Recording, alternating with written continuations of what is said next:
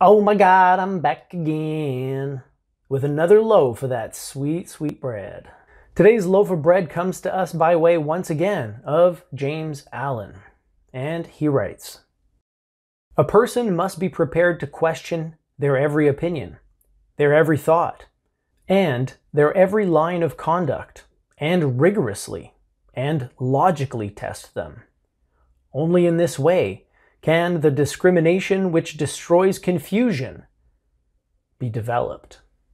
Right out of the gate, the thing that jumps out at me and that catches my attention is this term that Allen uses here, which is the discrimination which destroys confusion. If that doesn't pique your interest, you probably shouldn't be watching these videos, because this is the kind of shit that I'm into. What is he talking about in this particular passage? Well, I don't know exactly what he meant when he wrote it, but based on my own experiences and studies, I can tell you that it sounds awfully familiar. It sounds a lot like the Vedantic concept of discrimination, which is not anything like our concept of discrimination here in the Western world. Here, if I talk about discrimination, most of the time people assume that to mean discriminating against a person based on their race or skin color or gender. But in the Vedantic philosophical system, discrimination is almost like a laser beam. It's kind of like a force that you can cultivate, a quality perhaps that you can cultivate within yourself, and it allows you to cut through illusions and delusions and falsehood, thus revealing whatever truth lies behind these.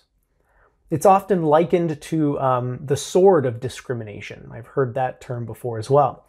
And so I think that's what James Allen is talking about here, because he's talking about a discrimination that destroys confusion. And that's precisely what discrimination in the Vedantic school is all about.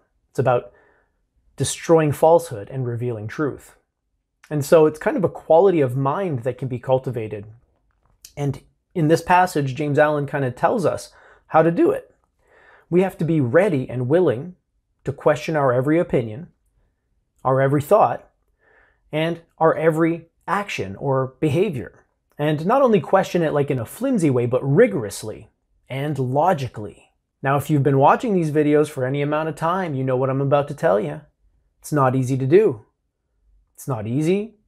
Oftentimes it's not comfortable, not pleasant, certainly, because if you do this, as Allen suggests, and if you do it rigorously and logically, you're likely to discover some inconvenient truths about yourself. Or, well, not about yourself, but about the things you've been holding on to, the beliefs that you have, the opinions that you have, the things that you do.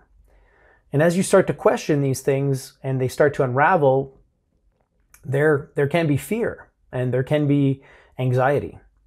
So again, it's not as easy as it sounds, certainly not as easy as James Allen makes it sound, but the reward, if you will, to carrying out this kind of rigorous self-inquiry is this gift that he describes. The discrimination that destroys confusion. If you want that discrimination that destroys confusion, you're going to have to pay a price.